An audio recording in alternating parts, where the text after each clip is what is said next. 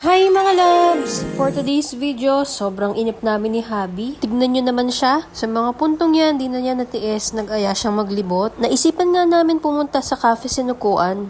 Or should I say Sunukuan? Basta yun na yun. Kaya dali-dali na kami nagbiyahe. Location nga pala niyan sa Baliti Arayat. Pwede naman yung i-Waze. Halos katabi lang siya ng Gintong Pakpak. Bago kayo pumasok ng kanto, makikita nyo yung Iglesia ni Cristo. Sobrang excited nga pala kami dyan. Sabi kasi nila, napakaganda ng view sa taas. Pero bago ka daw makapunta sa coffee shop nila, napakalayo ng iyong lalakarin. Pero sa mga reviews, nakita ko naman worth it. Akala pa nga namin dyan, naliligaw kami. Pero ayun, medyo natatanaw ko na yung Cafe Sinukuan. Kikita nyo ba yung nakikita ko mga loves? Sabi nila, napakaganda at napakasarap ng coffee. Syempre, dahil addict tayo sa coffee, tatry natin yan.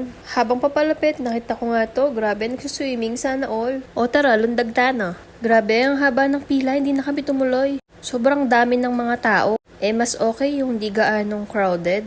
Kaya naisipan na lang namin ni Habi dumaan sa Gintong Pakpak. Dumaan lang kami, wag kayo. Napakaganda din kasi ng view doon. Kung katulad nyo ako na ayaw ng sobrang daming tao, mga loves, punta na lang kayo mga weekdays. Diyos ko, manton ko peace of mind. Urugume stress ko kang pilo. But anyway mga loves, ayan pala yung Gintong Pakpak dadaanan natin. At yan na nga yung sinasabi ko na view. Tingnan nyo naman, napakaganda ng Bundok Arayat. Tatambay sana kami dyan, kaso nakita namin walang mga food stalls. Di kasi namin in-expect ni Habi na wala kaming mapagbibilhan. O siya, uwi na kami, bye!